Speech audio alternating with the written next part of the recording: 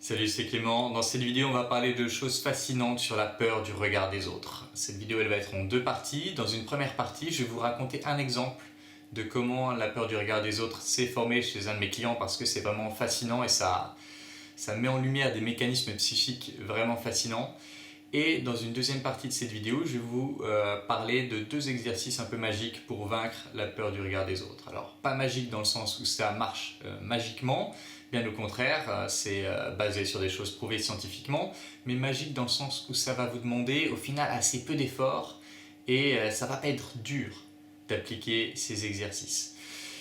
Et donc, si la première partie concernant l'explication de comment la peur du regard des autres se forme, si elle ne vous concerne pas, restez quand même jusqu'au bout de la vidéo parce que les exercices que je vais vous proposer sont applicables quelle que soit la cause de votre peur du regard des autres à vous. Et on va passer tout de suite à la partie de comment ça peut se former. Alors là, c'est un exemple d'un client à moi, c'est un coaching que j'ai eu hier et c'était vraiment fascinant. Quand on a suivi, donc ce que je fais en coaching, c'est que j'essaie toujours de tirer des fils qui me semblent intéressants pour aller un peu à l'origine du problème pour mieux le comprendre et ensuite pouvoir proposer un plan d'action qui soit en lien avec le problème originel. Et donc là, en tirant les fils, on est arrivé à un concept en psychologie clinique, ils appellent ça la peur de détruire l'autre. Alors ce qui se passe pour ce client, c'est que quand il a 2 ans, sa mère tombe enceinte, donc elle va avoir un deuxième enfant, et il y a quelque chose qui ne va pas avec l'enfant. Ils se rendent compte avec l'échographie que l'enfant a un problème. Je ne vais pas dire le problème pour garantir l'anonymat de ce client, mais l'enfant a un problème, le nourrisson, enfin le fœtus a un problème, et donc les parents deviennent anxieux, paniquent. Notre client qui a 2 ans, il sent cette panique très forte chez ses parents, il sent cette anxiété très forte chez ses parents, et il a 2 ans. Donc il n'a pas un cerveau très développé qui lui permettrait d'analyser la situation, et on ne lui dit rien. Et donc lui, qu'est-ce qu'il en conclut ? Il en conclut, j'ai fait quelque chose de mal. J'ai dû faire quelque chose de mal qui fait que mes parents se sentent aussi mal.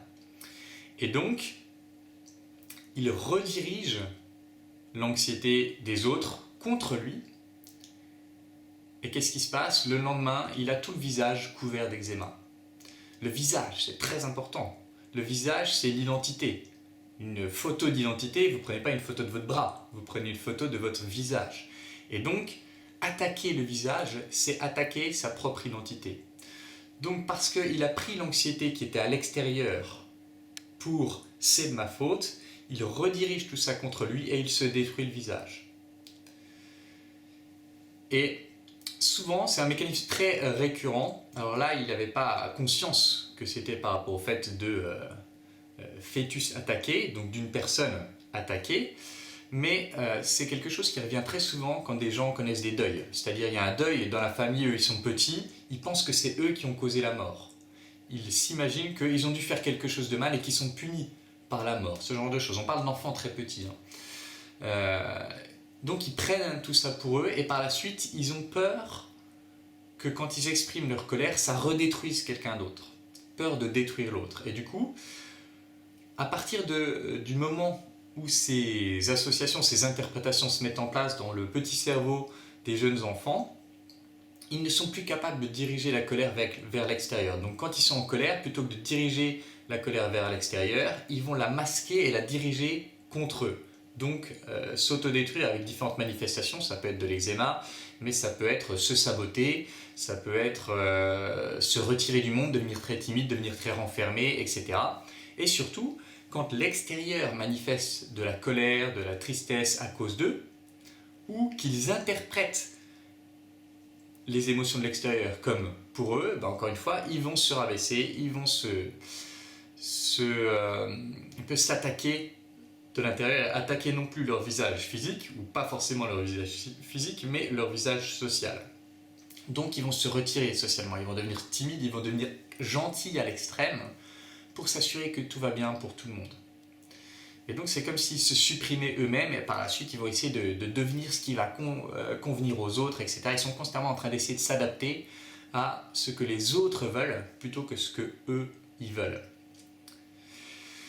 Et donc à partir de là, ils ont la peur constante du regard des autres parce que ils ont tellement l'habitude de tout prendre pour eux que c'est comme s'ils se poignardaient à chaque fois qu'il y a une mauvaise opinion sur eux, et donc ils se plantent et du coup ils deviennent logiquement, ils développent une phobie du regard des autres parce que à chaque fois qu'ils sont en contact avec le regard des autres, ils surutilisent tout ça pour se faire du mal d'une manière ou d'une autre. Donc ça devient vraiment trop oppressant et par la suite, voilà, ils sont constamment apeurés par le regard des autres. Alors qu'est-ce qu'on va pouvoir faire pour vaincre ça?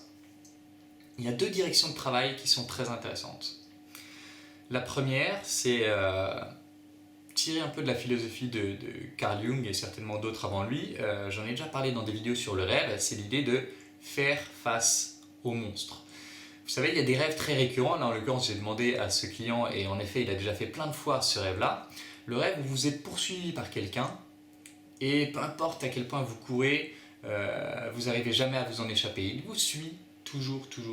Et la peur du regard des autres, c'est un peu ça. C'est-à-dire que, quoi que vous fassiez, il y a toujours un regard qui vous menace, il y a toujours une peur des conséquences qui vous menace. Vous ne pouvez pas vous échapper, peu importe à quel point vous courez. Et du coup, l'idée de Carl Jung, faut vraiment que vous regardiez ces vidéos que j'ai faites sur le rêve, parce que je l'ai vécu en rêve plusieurs fois, le fait de, plutôt que de courir, à partir de ce moment, je vais me retourner et je vais faire face au monstre. Et dans les rêves, quand on le fait, je vous invite à le tester si vous en avez l'occasion, quand on fait face au monstre, soit il disparaît instantanément, soit il devient gentil instantanément. Ça m'est arrivé avec quelqu'un qui me poursuivait avec un flingue, et d'un coup c'était moi qui avais le flingue dans la main. Et une autre fois, ou 2 autres fois, c'était avec des animaux. Je pense à une fois, c'était une panthère qui me poursuivait. Au moment où j'ai arrêté de fuir, où je lui ai fait face, je lui ai tendu ma main. Elle l'a mordillé. Vous savez, comme font les chiens ou les chats, des fois ils mordillent comme ça gentiment. Et donc, elle n'était plus un danger. Et il y a faire face physiquement, mais il y a faire face psychologiquement. Faire face psychiquement. Qu'est-ce que ça veut dire faire face psychologiquement? Ça veut dire s'exposer au truc qui fait peur. Poser sa conscience sur le truc qui fait peur. Donner de l'attention au truc qui fait peur. Très simplement, ça se traduit par une seule question qui est « Qu'est-ce que ça me fait ?» Qu'est-ce que ça me fait? Et donc l'idée, c'est plutôt que d'essayer absolument de fuir le fait de... Alors pour ce client, c'est causer la colère à son père, causer la honte à son père, ce genre d'émotions négatives. Plutôt que de les fuir, ça va être je vais faire des choses que j'ai envie de faire, et chaque fois que je suis exposé à ces émotions négatives, plutôt que de tout faire pour réparer, plutôt que de fuir, etc., je vais rester dans la situation et je vais me demander qu'est-ce que ça me fait d'eux. Et vraiment, goûter à ce truc-là en profondeur, c'est-à-dire qu'est-ce que ça me fait physiquement. Ah là, je ressens de la honte, j'ai fait tel truc, ça m'a causé de la honte, je ressens de la honte, qu'est-ce que ça me fait physiquement? C'est quoi les pensées qui s'enchaînent? C'est quoi les sensations? C'est quoi les émotions qui me viennent? Et vraiment, faire face psychologiquement, ça veut dire on pose son attention pleinement sur cette émotion, sur cette sensation, et on essaie de s'en imprégner, de voir vraiment qu'est-ce que ça me fait de vivre cette émotion. Et en fait, d'une façon plus métaphorique, on fait face au monstre et il disparaît. D'une façon plus scientifique, c'est les traitements par exposition. Ce qui se passe, c'est quand on s'expose à un stimulus, à l'élément qui fait peur, quand on s'y expose suffisamment longtemps, on a au début l'anxiété qui monte. Ah putain, ouais, je remarque que ça me serre la gorge, ça me cause un peu de l'anxiété et tout. On a l'anxiété qui monte, mais que jusqu'à un certain point où elle atteint un plateau, et quand on reste toujours, on garde son attention sur ce truc, au bout d'un moment, ça va redescendre. Et quand on vit ce que ça fait d'y faire face, de le ressentir et de ressentir cette émotion redescendre, c'est là où on se sent vraiment fort, parce que on s'est prouvé à soi-même qu'on est capable de se mettre à l'aise dans le chaos. Et quand on sait, parce qu'on se l'est prouvé à de multiples reprises, qu'on est capable de se mettre à l'aise dans le chaos, alors on a immensément moins peur de vivre ce chaos. Et donc l'exercice, ça c'est le premier exercice que je voudrais vous proposer par rapport à ça, c'est, vous savez, de garder ça à l'esprit comme une pratique sportive. De la même manière que vous iriez vous entraîner en sport, là vous allez vous entraîner émotionnellement. Et donc pendant 3 fois par semaine, vous pouvez vous dire par exemple 3 après-midi par semaine, vous allez avoir constamment en tête qu'est-ce que ça me fait. Qu'est-ce que ça me fait? En gardant à l'esprit toutes les émotions négatives que vous pouvez ressentir dans ces 3 après-midi. Chaque fois que vous êtes en contact avec quelqu'un et que vous ressentez un peu de malaise, vous interagissez avec cette personne, mais vous gardez une partie de votre attention sur tiens, qu'est-ce que ça me fait? Et quand vous sortez de cette interaction qui vous a mis mal à l'aise, tout de suite vous vous posez, vous dites tiens, qu'est-ce que ça m'a fait? Qu'est-ce que ça me fait d'avoir vécu ce malaise, d'avoir ressenti cette honte? Et vous posez votre attention un bon moment sur ce qu'est-ce que ça me fait d'eux. Idéalement 15 minutes. 15 minutes, vous restez avec ce tiens, qu'est-ce que ça m'a fait? Qu'est-ce que ça m'a fait précisément? Comment est-ce que je le ressens maintenant? Et vous restez avec cette émotion. Donc, 3 après-midi par semaine, vous pensez quasi qu'à ça. Vous pensez quasiment qu'à faire cet exercice dès qu'il arrive quelque chose d'inconfortable, de négatif. Qu'est-ce que ça me fait d'eux? Deuxième exercice maintenant. Donc là, c'était se mettre à l'aise dans le chaos, apprendre à faire face au monstre.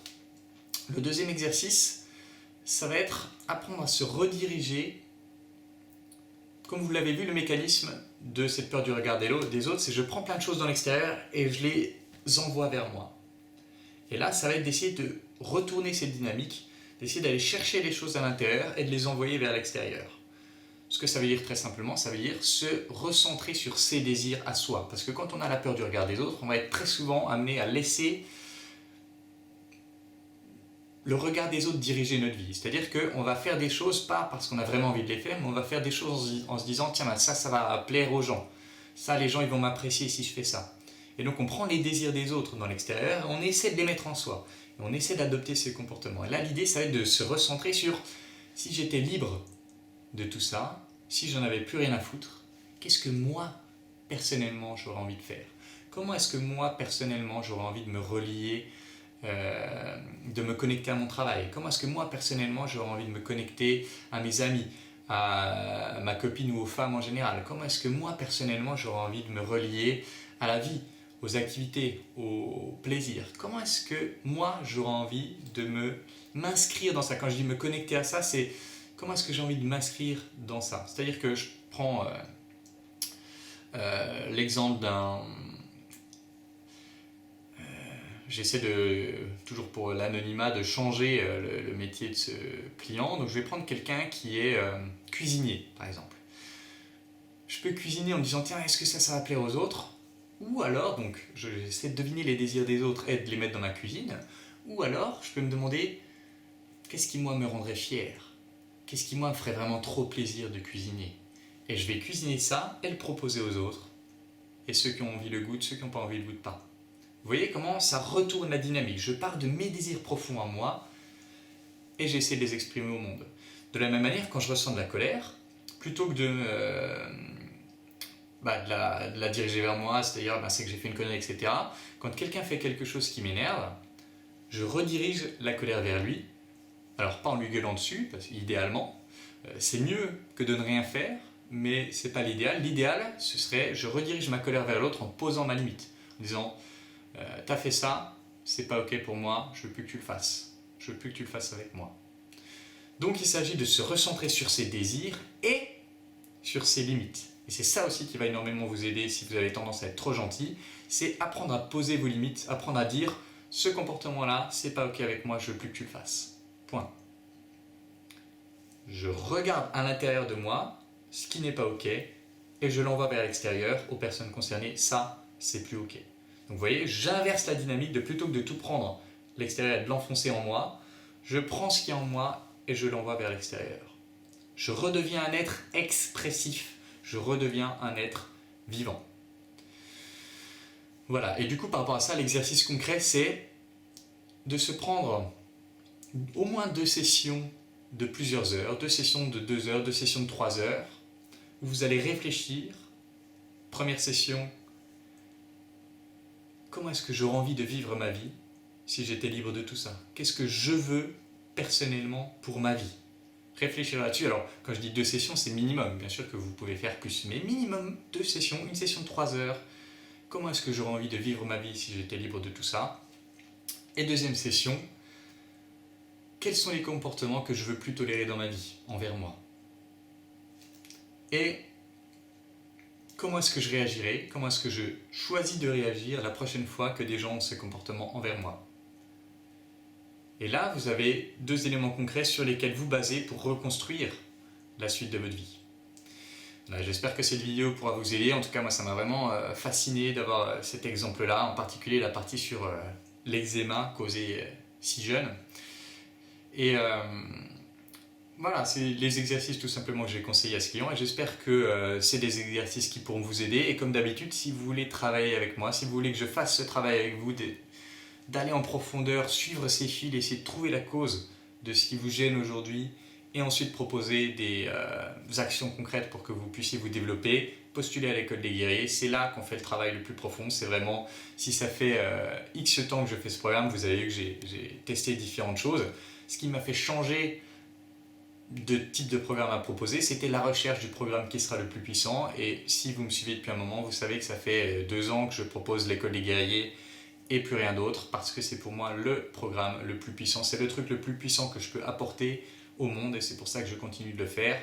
Donc si vous voulez travailler avec moi, si vous voulez que je vous accompagne sur vos problématiques, postulez à l'école des guerriers via le lien qui est dans la description.